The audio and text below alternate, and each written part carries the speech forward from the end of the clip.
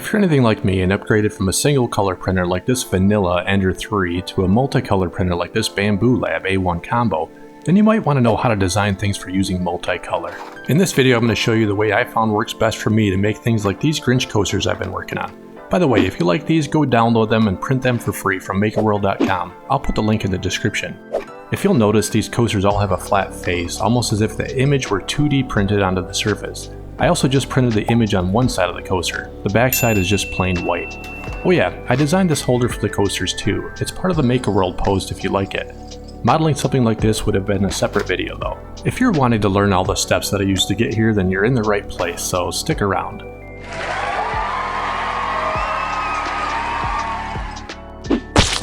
Just to touch briefly on the softwares I'll be using, I have no artistic muscle in my body, so I'm just going to be gathering the images from online to use. From there, I'm going to show converting that image into a usable file within a 3D model, using Inkscape. Then I'll be creating the model which can accept the coloring properly using Solidworks, and the final step of painting the color to the G-code using Bambu Studio. So there's a lot to cover here, let's just dive into it. I already have an idea of what I want to do for an image on the coaster, and Google is going to be my friend for this part. Oh, I'm getting everything in the regular search right now. Let's switch it over so it gives me images only. There we go, and just like I thought, there's certainly a lot to choose from.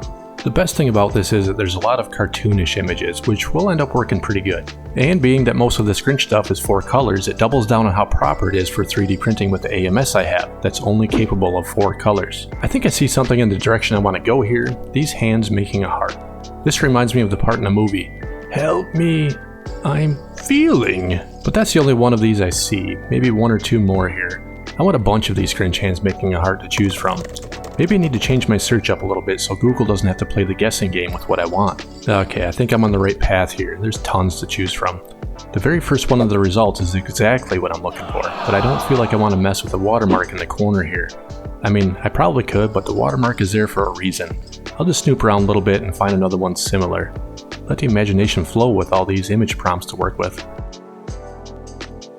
Okay, I think I found a contender here. This is exactly the image I want to use. It has 4 colors in it, red, green, black, and white. It should be perfect. What I'm going to do now is just screenshot it from the internet search preview using Print Key Pro. This would work just as well with the clipping tool too. This software allows me to crop out just what I'm looking for so I don't have to deal with the whole search page. Alright, let's get this image saved into my Grinch folder here. I'm just going to call it Grinch Hand. I'm just saving it as a JPEG file for now. It doesn't need to be anything special. I'm sure other image types will work for this as well. On to the next part of the coaster image. Since this reminded me of a specific part in the movie, I want to add some text to it. I could type the text using Solidworks, but I don't want to spend a bunch of time trying to find the specific font that fits the Grinch theme the best. And this video isn't about text to 3D printing, it's about images to 3D printing, so I'm just going to be keeping the theme here, alright? And I just want the text from this picture. I'm going to clip the whole head though, maybe I'll be able to use that part somewhere else. I'm pretty confident I can extract the text here just to use that part. I don't know, we'll see. Just gotta get this one saved into the Grinch folder. I'm gonna just call it Help Me. Okay, there we go. I have 2 images I want to use for this coaster. The heart and Grinch hands, along with the movie quote I want to use underneath it. I guess I'm all done now with Google. Let's move on to the next software that's needed here. Inkscape. And I'm not gonna lie to you, Inkscape can be a bit overwhelming at first. Who am I kidding, it still is for me. But I did learn a few things. Here I just have a blank sheet open. All I need to do is drag the images I want to use over to the paper. And they seem a bit small right now, so I'm just going to hold control while dragging the corners out to enlarge them. If I don't hold control, they'll just lose all their perspective and get all weird and funny shaped. Okay, well, now I have larger images to use. I don't really know if it makes any difference, but at least it makes me feel better. The next thing I want to do is activate one of the images by clicking on it. Then over here on the right, I have a tab called Trace Bitmap. If you don't have the same tab over here I do, then come over here to the Path pull-down menu and just select Trace Bitmap ... Now that we're all in the same tab here, I'm only interested in using this top slider bar here called Threshold. It has a value assigned to the slider position, and you'll notice in the preview below that as I slide it to the right, the image starts to look darker until it's completely saturated with black. If I drag the slider back to the left, it transitions back into the image I want, until I go too far here and it becomes completely washed out with white. That's telling me that I need to be in the middle here somewhere. But where? This looks good. I'm gonna run with it. And for now it looks like nothing changed on the paper. I'll touch on that in a minute. For now I want to do the same thing with this green head and the wording. I'm looking for the slider position that gives me the sharpest lines for the image. I don't want any external pixelation from the lines that represent the image, and I don't want pixelation within the lines themselves. I'm looking for the best balance here because this is the single step to pay high attention to in order to save a ton of work later on. This one seems pretty straightforward. There's lots of wiggle room with the slider and very minute changes in the preview. Now you might notice that the Grinch head turned black all of a sudden. This is kind of weird for what I'm trying to do here, but it piled the trace image right on top of the original. It's just more obvious with the solid green Grinch head. With the hands, I was really just looking for the black lines that separated all the colors so it was less obvious. Well, I don't think I'll be needing the original images anymore. I have the trace ones, which are even better. Just my OCD kicking in as I drag them back to the center of the page here. Never mind that. As I'm looking at these, I see a pretty big problem with one though. It occurred on the Grinch's coat cuffs. The black lines didn't end up being continuous. This might cause a problem for me, so in an effort to save some future work, I'm going to do more work up front. I'm going to try and redo it. Holding Control as I enlarge it, maybe a larger image to start from will help with the trace command out a little bit. We'll see here. Okay, back to adjusting the threshold. I want to make sure that I have the slider as far to the right as I possibly can while maintaining a clear image preview. And it looks like that's about it here. Click Apply and see how it looks. And I can already see that it didn't work the way I wanted it to. So I guess that's all, folks.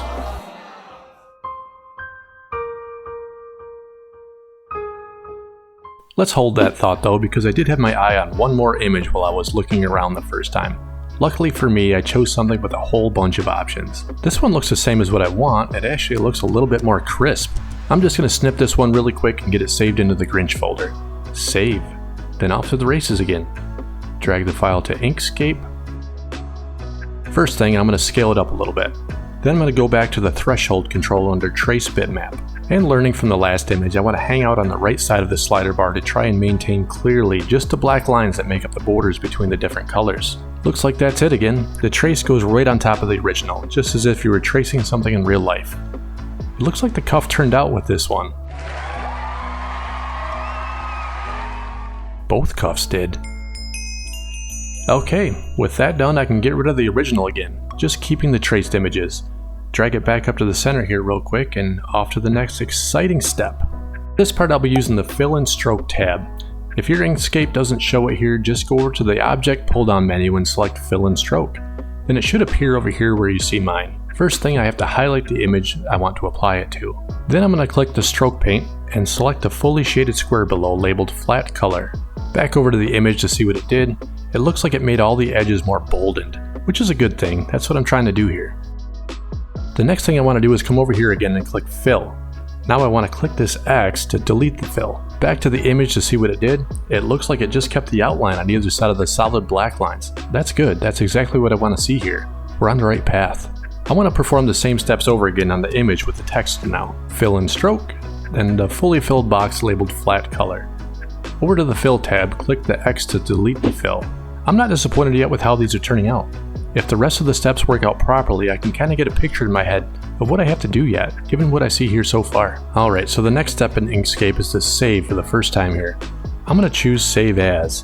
Put it right back into the Grinch folder as just Grinch. It wants me to save as an SVG file, which is fine if I wanted to come back exactly where I left off here to make more adjustments. But I'm not really a graphics guy. I came here for the CAD data. My interest right now is getting this saved as a DXF.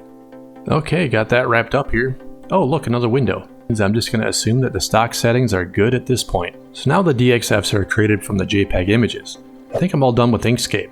Off to the next software, Solidworks.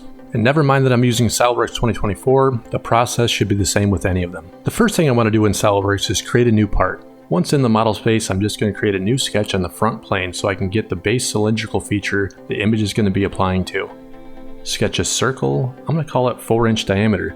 Then I'll extrude that upward by 3/16 of an inch. Just to add some relief to the edges, I'm going to add a 30th chamfer to the outer rim so it applies to both the sharp edges. There we go, at this point it's a functional coaster if I were to print it. But the whole point of this video is to get an image printed to the top side of the coaster. For that I'm going to select the face I want the image on, then click the sketch command to create a new sketch on that surface.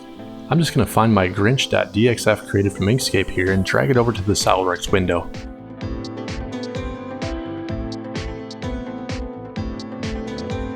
Now I can see the CAD data that Inkscape created. Both of the images dropped on at once since that's the way I created them in Inkscape. The lines look a whole lot crisper here too. They're essentially zero thickness is how the software understands them. The neat thing here is, thinking ahead a little bit, all the space in between the two lines that make up each edge of the black line that was there, well, the space is continuous, which is going to be good for what I'm trying to do. Even the text came out pretty cool. It definitely fits the theme I have planned here. Alright, enough admiring the work done so far.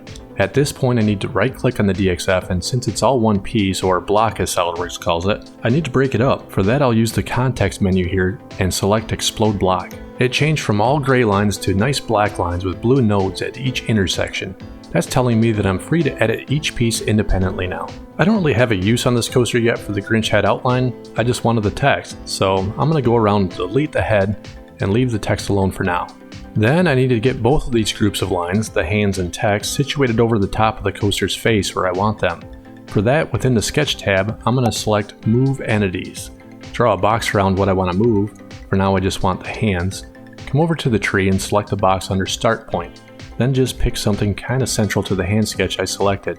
Just a single click, I'm just choosing a point. Move the cursor over to the coaster. I want to place it a little bit higher up so that I have room for the text to be positioned below. It looks like this was scaled perfectly coming from Inkscape too. But don't worry, if it's too big or small, I have a feeling that I'll be scaling something soon. Okay, I want to move the text closer to the coaster so I can see what I'm working with here. Oh yeah, I can see these words might be a little bit small. I wanted to fill the space below the hands. So using the down tick arrow next to the Move Entities, I'll come down to where it says Scale Entities. Kind of the same format here. Select a group of items I want to scale, select a Scale About box, then a point which I want everything to either grow or shrink around. Then come over here and set the amount to scale it by. I want to go bigger, probably 50% bigger. So I'll type 1.5 here and see what it looks like. Yeah, that might just work. Whoops, wrong software. Just get it all squared back up here. Now I want these words moved over to the coaster, but I don't want them as they're positioned with each other right now, so I'm going to move them over word by word. Help and me on the first line. Then I'm and feeling on the second line here. Just get all the words aligned here a little bit better, and voila! The next step here is to get this sketch cut out into the coaster, giving it a recessed surface. For that, I want to enter Features tab and come over here to the Extrude Cut. It doesn't automatically recognize what I want it to do, so I'll have to select the individual contours, I guess. Uh-oh, I just caught a glimpse of something bad. Bruh. Fixable, it just means more work than I was expecting. You can probably see it here when I hover over where the black should be. It highlights more than what the black should be. Does that make sense? Can you see it? I mean, for the most part it looks like the sketch is good, and that it's all continuous lines, but this is telling me that there are some places where the lines look like they come together, but they actually have tiny gaps between the endpoints. It looks like some of these letters have the same thing happening to them. Not all of them though, some are okay. Unfortunately, this means that the sketch needs to be fixed prior to moving to the next step. For now, I'm just going to cancel this Cut Extrude command and proceed in finding the sketch errors. Luckily, Solidworks has a tool for this. If I come back over to the Sketch tab, I'll find the Repair Sketch button. It popped up another window and a magnifying glass. It's also telling me that there are 16 openings in the sketch which need to be closed before I'm able to do the extrude cut. If I turn off the magnifying glass, I can navigate over to the point that's still highlighted. I'd love to just drag the points back together, but the gap is so close that I'm just going to have to delete a line on one side or the other, whichever looks easiest to redraw, and redraw the line from endpoint to endpoint. When I'm done, I can click the refresh button here and see that it decreases to 15 from 16, so I'm on the right path. It no longer recognizes that area as an issue any longer. Let's just get a global view here again. Click the magnifying glass, and here's another one at the bottom of the F. I think I can turn this short segment into a straight line pretty easy, so I'll just delete it and draw another connecting line.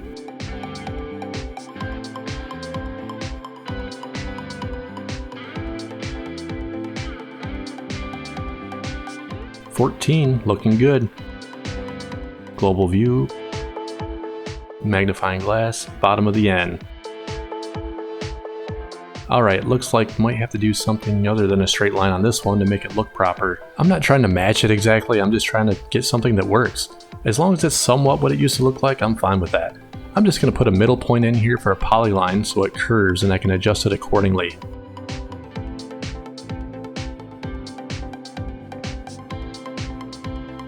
Refresh. 13, off to a good start. Alright, I'm just going to power through the rest of these real quick and let you know if something different comes up.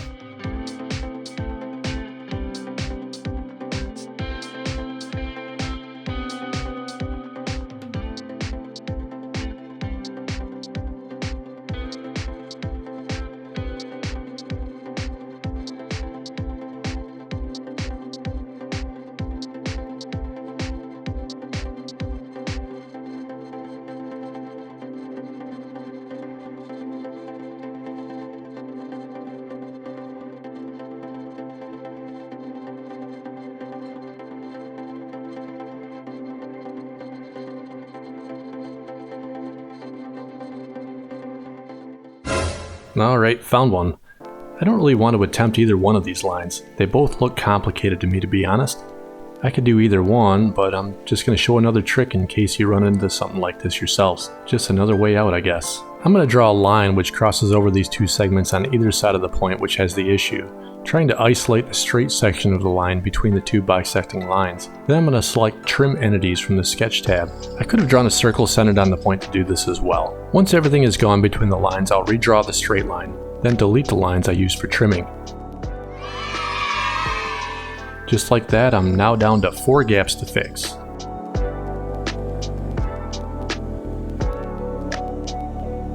Three, 2,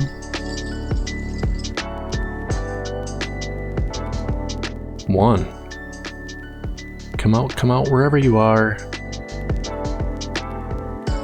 Well, since I have to choose, I'll choose this long, relaxed looking arc to draw back in.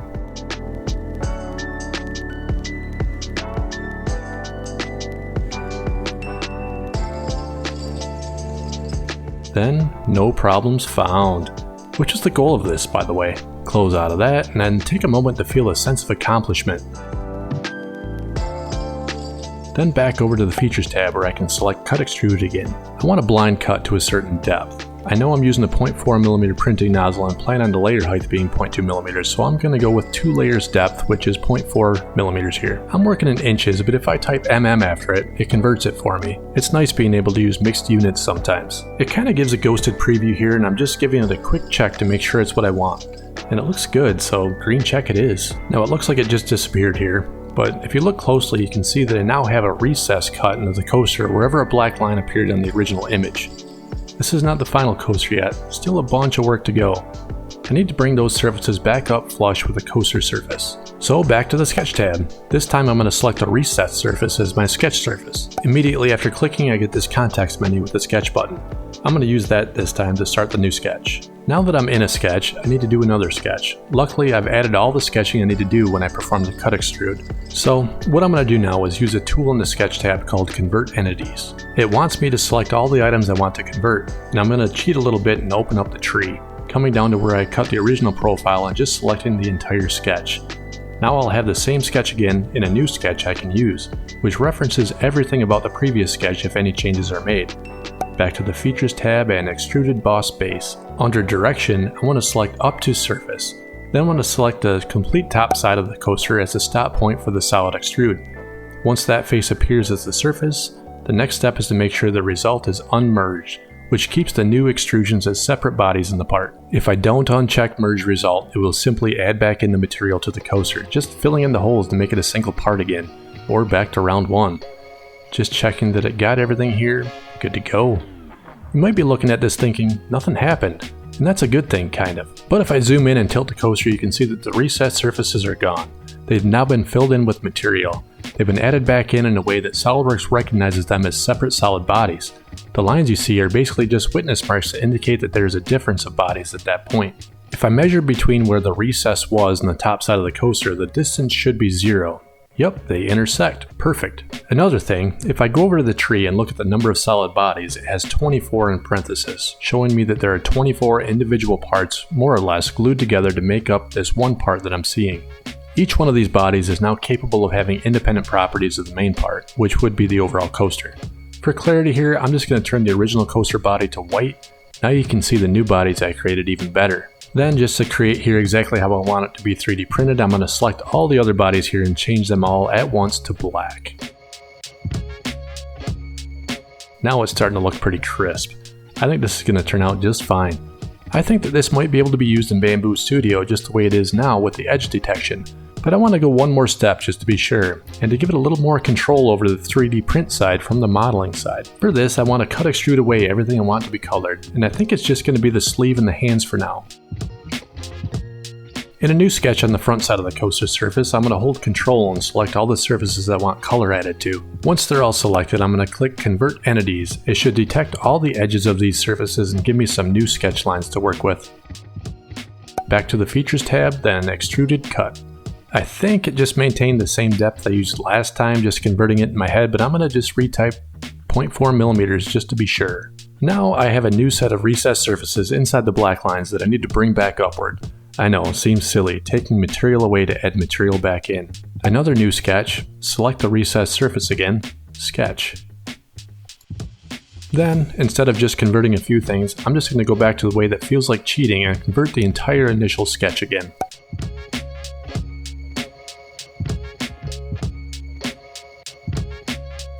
Back to the Features tab, Extrude Boss Base. Then, because I have a lot of lines here I don't need, I'm going to come down and expand where it says Selected Contours. Click inside the box, then come over to the sketch and start selecting the insides of contours I want to extrude upwards.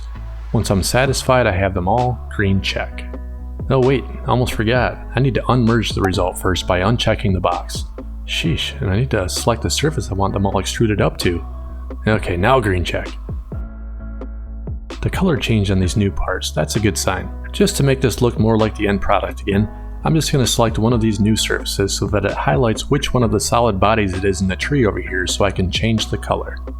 Once I have it started that I'm changing the color of solid bodies, I can just go around and click in the model which other solid bodies I want changed. Okay, got the red sleeves now. Clicking on the hand on the model, that one is Boss Extrude 3 Item 2 in the tree. Come to Appearances, Body, then this part of it should be green. Well, is that the right green I want it to be? Yeah, I guess it is. Gut Instinct was right on this one. I wanted to give the wording a little emphasis too. I'm going to change feeling to be green.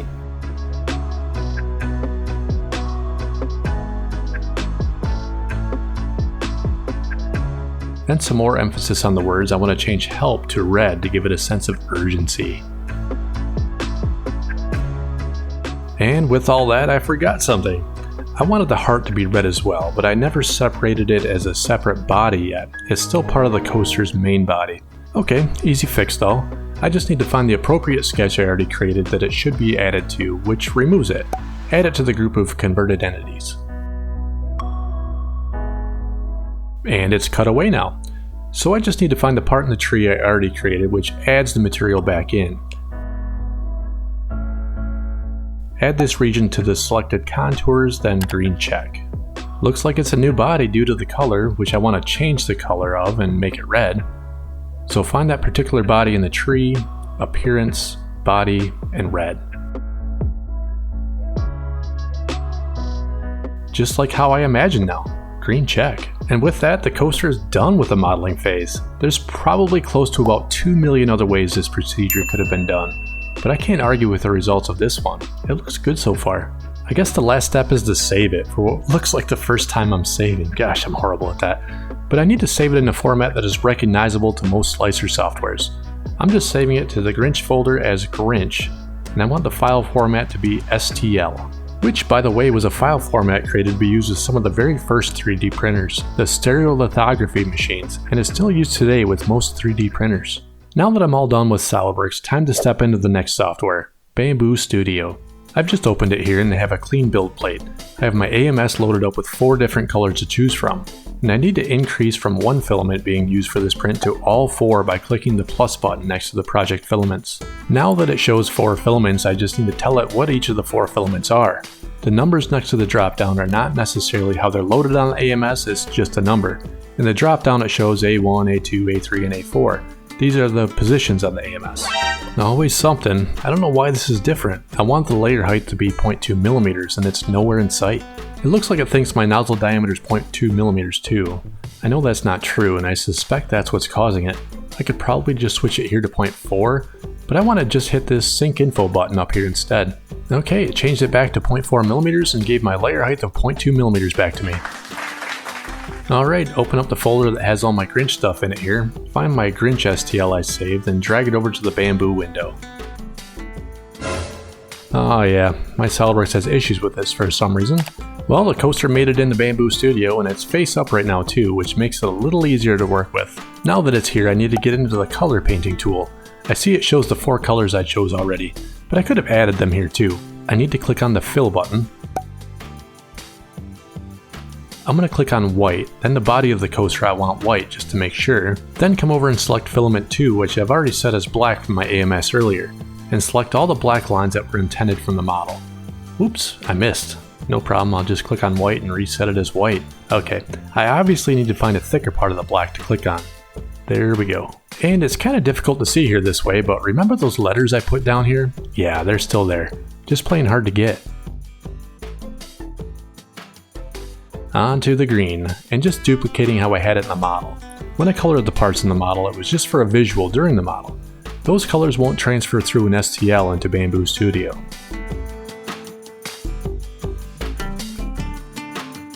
Red, the heart, the sleeves, and the word help.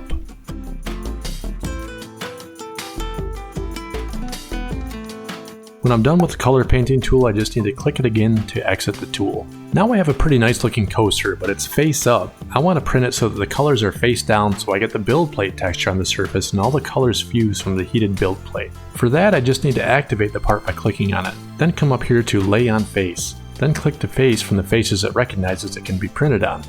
In this case, the top of it here. And the image disappears, which is a good thing because now it rotated to the bottom hopefully. Now I'm going to click slice plate. Gives me a pretty detailed metrics of this print. A little over an hour of print time, 10 filament changes, cost is about 80 cents and so forth. That stuff's neat and all, but I want to check on the first couple of layers. To do that I need to drag this slider bar on the right downward to see them, all the way down to the first layer. And I already see some issues. Do you see them? I want to use a standard 0.4mm nozzle and it can print a 0.4mm line because of that.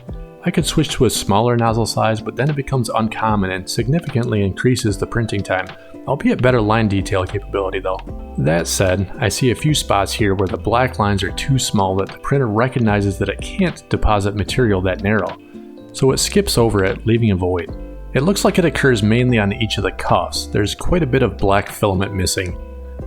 The words look good for the most part, but each of the cuffs have gray instead of black for most of them, which tells me no filament is going to be deposited. I'm trying to make up my mind right now if this is even printable like this. Maybe if I bump up to the second layer, maybe that one will deposit more of the black lines to fill the voids in the layer below? Nah, looks like the same thing, a bunch of voids. Layer 3 maybe? Nope. Then the fourth layer starts getting into the infill. I get the feeling that if I print this the way it isn't going to turn out how I envision it. I think I'm going to have to make some adjustments in the model. Thought I was done with it for now, but back to Solidworks. So I'm just going to repair these cuffs. And now that I look at them here, they are quite thin. I need to jump around the tree here until I find the feature and sketch where the cuffs originated from. Everything's related to each other, so if I change the initial sketch, everything else should just fall into place. I believe it was just this initial sketch where I brought in the DXF. To fix this, I could manually go through and adjust all the lines, but I'm just going to opt for the easy way out. Click this down arrow next to the Move Entities and select Scale Entities. From there, I just need to select all the inner parts of the cuff, and I plan on scaling it so that these inner parts are just a little bit smaller, just enough to give it a solid pass or two from the printer nozzle.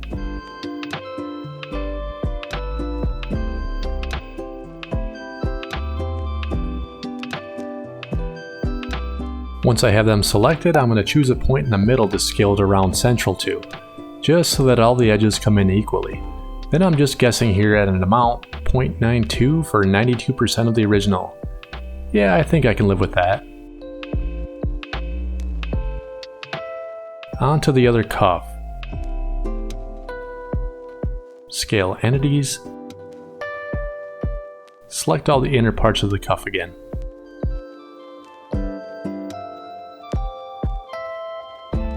And I'm just going to pick a spot to scale about that is just off center and closer to the top of the cuff slightly so that the scale favors the bottom half of the cuff on this one.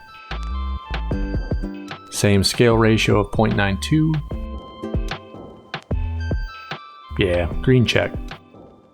Now it definitely looks like the cuff lines have more boldness to them. I could measure some distances to be sure a nozzle can fit, but I'm just using the trial and error method right now. Let's get this saved as an STL again. Now back in Bambu, I still have the old coaster. I'm just going to delete that one out of there. Drag in my Grinch number 2, and go through the process of repainting everything.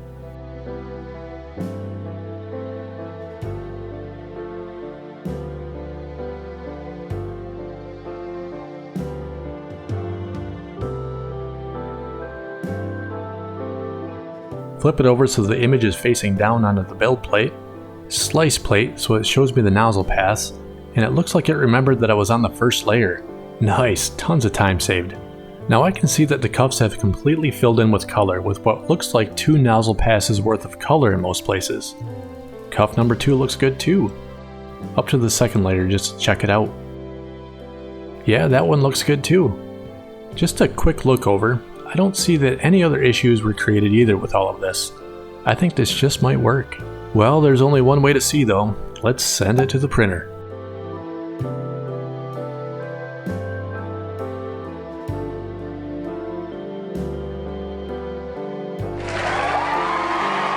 I got the colors loaded onto the AMS that this coaster will be using here, and it's ready to go.